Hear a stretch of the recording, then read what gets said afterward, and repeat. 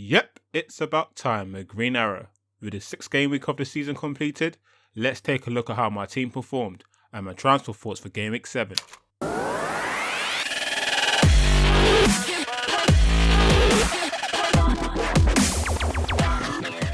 Ahead of Game Week 6, after the 3rd consecutive week of disappointing points, I decided to activate the Wildcard.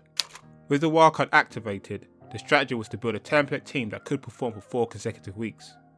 EDERSON, ROBERTSON, SALAH, ZAHA and AGUERO all remained in my team, whereas MONTEYAR, Mendy, Neves, Walcott, Pedro and Firmino all got the cut, in exchange of Holebas, WAN-BISSAKA, MADDISON, Hazard, FRASER and MITROVIC.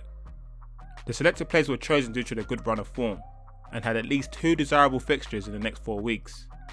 In addition, I revised my bench with players that started, without compromising the budget too much. For Game Week 6, I got a respectable 68 points, 15 points above the average, finally resulting in a green arrow. In the My FPL Strategy League, my position has 2 improved. Shout out to Los Balados, who's still sitting strong above the rest. Now let's take a look at how my wildcard team performed and my transfer thoughts for Game Week 7. City were back to their best, thrashing the Bluebirds 5-0 away at the Cardiff City Stadium. In all honesty, EDERSON had a stress-free game. He had very little to do other than 2 straightforward saves. At the end, the City goalkeeper returned 6 points, 2 points for match appearance and 4 points for the clean sheet. City's next 5 fixtures alternate between a desirable and a difficult match.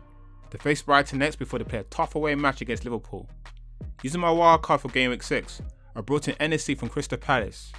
The idea here is I can rotate EDERSON with Hennessy based on their fixtures.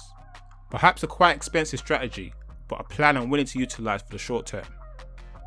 The Reds sets a new club record of 7 straight victories at the start of the season as they cruised to a 3-0 win over Southampton. Robertson didn't have much to contend with, but when called upon he controlled the situation with ease. He had 1 shot attempt on goal and achieved a passing accuracy of 81%. Liverpool's next 2 fixtures are tough on paper. They first play Chelsea away at Stamford Bridge, before they welcome Man City at Anfield. The last 2 meetings between Chelsea and Liverpool have been tight affairs. Both teams are unbeaten and are in good form, and both will be determined to keep the unbeaten run going. Thus, it won't surprise me if we get a goalless game. With just 12 minutes to go, Watford conceded a late goal to draw against Fulham at the Craven Cottage. Holebas had a decent game, making 4 clearances and creating 1 big chance. However, he was let down with a couple of sloppy set-piece deliveries. He was booked in the second half for a reckless tackle, picking up his 4th yellow card of the season. At the end, due to conceding the goal and receiving a yellow card, the left-back only returned a single point. Watford play a tough away match against Arsenal. I can't see Watford keeping a clean sheet at the Emirates Stadium. Thus it's unlikely I'll be starting in my team for Game Week 7. The Eagles could only muster a point against Newcastle in a goalless game at Selhurst Park. WAN-BISSAKA had a solid performance. Although the youngster started off quiet, he quickly grew into the game. In the second half he got forward to good effect, providing an outlet down the right hand side. Furthermore, he's had 1 shot attempt on goal. His overall performance earned him all 3 bonus points, at the end returning a solid 9 points. Crystal Palace do have a good run of fixtures, before they play a tough home match against Arsenal. This is the 2nd consecutive week WAN-BISSAKA has earned all 3 bonus points, so his starting place in my team remains intact. MADDISON, the Stars, Leicester City battled back to beat Huddersfield 3-1. MADDISON is going from strength to strength. The Englishman was sharp and incisive in the final third, and was the heart of everything promising from Leicester City. He scored an absolute inch-perfect free kick to notch his 3rd goal of the season. Furthermore, his overall performance earned him 1 additional bonus points. At the end, the midfielder returned a solid 8 points. The Foxes play Newcastle next. In the last 2 meetings between the two, there have been a total of 8 goals. So one would like to think there's goals opportunity in this match. However, Newcastle at the minute are playing quite defensively, so this could be a tricky affair. Mohamed Salah strikes Liverpool cruise to victory over Southampton by 3-0. The Egyptian had a decent performance. Whilst perhaps not at his very best, Salah was still Liverpool's main goal threat, recording as many penalty box touches as Firmino and Mane combined. He was denied a goal by a last-ditch tackle by Cedric before he scored Liverpool's 3rd just before the break. His overall performance again wasn't enough to earn him any bonus points, but at the end, as my captain, he returned a respectable 16 points. The Reds play a tough away match against Chelsea next. Although the Red lost against Chelsea in the last away meeting, in the last home encounter, Salah scored the opening goal in the 1-1 draw. Chelsea dropped their first points of the season in a goalless draw against West Ham.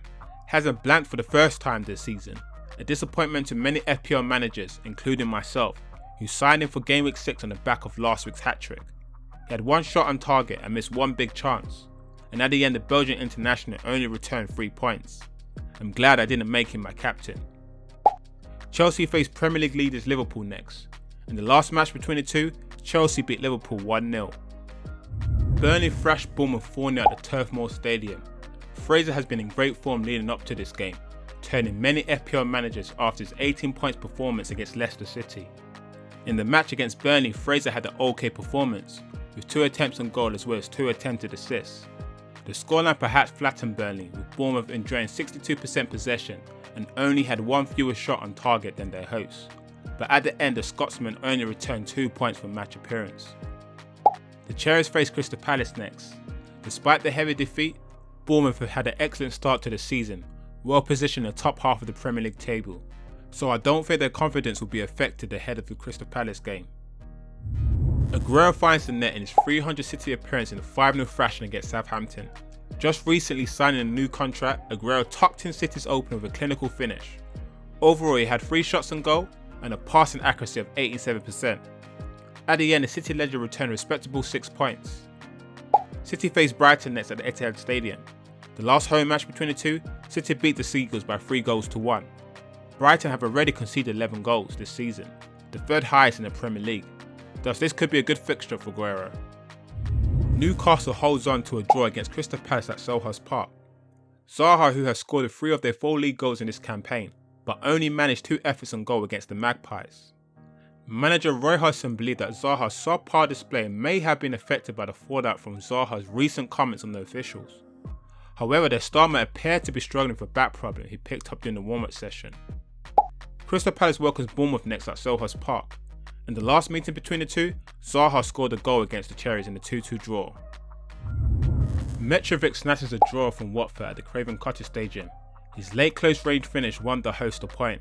During the match he had 3 shots attempts, 2 hitting the target and 1 hitting the woodwork. His overall performance earned him 2 bonus points, returning a solid 8 points. Fulham faced Everton next at Goodison Park, a fixture that hasn't been good to them in the past. In the last meeting between the two at Goodison Park, Everton beat Fulham 4-1. Nevertheless, the Serbian's proven to be one of the best value budget forward, and thus he'll be starting for me in Game Week 7. After being burnt twice, one of my main reasons for activating my wildcard was to strengthen my bench for Game Week 6. For Game Week 6, all my bench players played 90 minutes, all returning points. I would have been better to play Hennessy from Crystal Palace over EDERSON, and starting a Wolf defender over Holebas, which would have taken me over 70 points. However, it would have taken a brave man to ignore a Man City goalkeeper facing a newly promoted side, and selecting a Wolf defender facing against Man United, so I can't really have too much complaints. What can I say? You win some and you lose some. So moving on to my transfer thoughts for Game Week 7. Looking at my team, I don't think there's an obvious transfer to be made. So for Game Week 7, I'm contemplating saving a transfer and therefore having 2 free transfers for Game Week 8. If I do decide to do this, I'll probably stick with a 3-4-3 formation, but exchange Holebas from Watford with a Wolf defender, with AGUERO as my captain.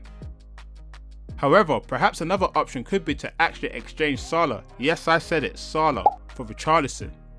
Richarlison's next 2 fixtures on paper are more desirable compared to the Egyptian. Salah's next 2 fixtures are up against Chelsea and then Man City, whereas Everton faces newly promoted side Fulham and then Leicester City. The idea here would be to exchange Salah for the short term and then bring Salah back in for Game Week 9, where the Reds face Huddersfield. To be honest, this is a tricky one, and I probably need a bit more time to reflect on this. But guys, what do you think I should do? Maybe you have a better idea. Have I missed a potential good trade? Let me know your thoughts in the comments below. Be sure to follow me on Twitter to see how my team develops. That's all from me, boys and girls. To the next video. Peace.